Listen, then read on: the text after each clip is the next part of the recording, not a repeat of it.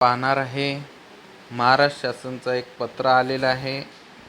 शिक्षण संचालक यांचे पत्र आहे 23/9/2024चे. विषय आहे शाळेतील दिनांक 30/9/2023 रोजी पटावर असलेले परंतु आधार अवैध ठरलेल्या विद्यार्थ्याची पडताळणी करून संच मान्यतेसाठी विचारात घेण्याबाबत असे पत्र आहेत. तर आपण त्यांचे मुद्दे वाचून दाखवणार आहे. मुद्दा क्रमांक 1, नाव, लिंग किंवा जन्मतारीख जुळत नसलेल्या विद्यार्थ्याच्या बाबतीत अशा विद्यार्थ्याची शाळेत असलेली नोंद व विद्यार्थ्याची प्रत्यक्ष शाळेत उपस्थिती असल्याची खात्री करून व सदर विद्यार्थी जवळपासच्या अन्य शाळेमध्ये दाखवले गेले नाहीत याची शहानिशा करून असे विद्यार्थी संबंधित शाळेच्या संच मान्यतेकरिता ग्राह्य धरण्यात यावेत.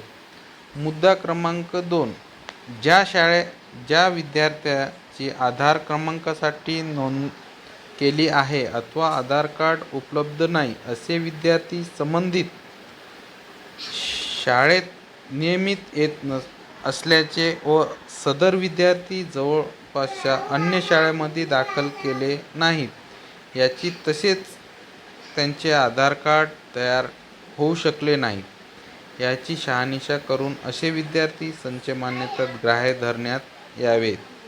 मुद्दा क्रमांक 3, शाळेतील विद्यार्थी डुप्लिकेट असल्याचे स्टुडंट पोर्टलवर दर्शवित असेल तर अशा विद्यार्थी नेमका कोणत्या शाळेत शिकत आहे याची क्षेत्रीय यंत्रणेकडून खात्री करून योग्य त्या शाळेत सदर विद्यार्थ्याची नोंद करणे. मुद्दा क्रमांक 4, शाळेकडून अर्ज प्राप्त झालेल्या प्रत्येक शाळेत संबंधित शिक्षण विस्ताराधिकारी व केंद्रप्रमुख यांनी समक्ष भेट देऊन अर्ज केलेल्या विद्यार्थ्याची माहिती तपासण्यात यावी व मुख्याध्यापकांनी अर्ज केलेले प्रत्येक विद्यार्थी संच मान्यतेत धरण्यासाठी पात्र आहे किंवा नाही याची खात्री करावी. मुद्दा क्रमांक 5, ज्या शाळांची किमान 90% विद्यार्थी शाळांनी आधार वैध केलेले आहेत त्याच शाळेतील उर्वरित विद्यार्थ्यांबाबतची त्यांची अडचण लक्षात घेऊन पडताळणी करण्यात यावी.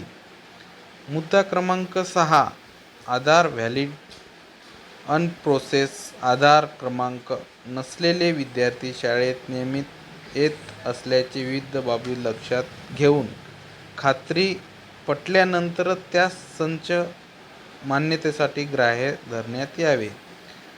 मुद्दा क्रमांक 7, सदर सुविधा दिनांक 7/10/2024 पर्यंत उपलब्ध राहील. आवश्यक ती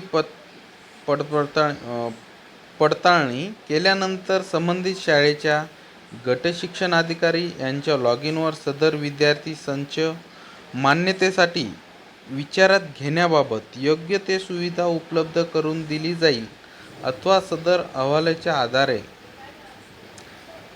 विद्यार्थ्यांना विचारात घेऊन संच मान्यता सन 2023-24 करण्यात येतील. उक्त नमूद केल्यानुसार शालेय विद्यार्थ्यांपैकी ज्यांचे आधार अवैध ठरलेल्या व आधार कार्ड नसलेल्या विद्यार्थ्यांच्या बाबतीत योग्य ती खात्री करून पुढील आवश्यक ती कारवाई करावी. धन्यवाद.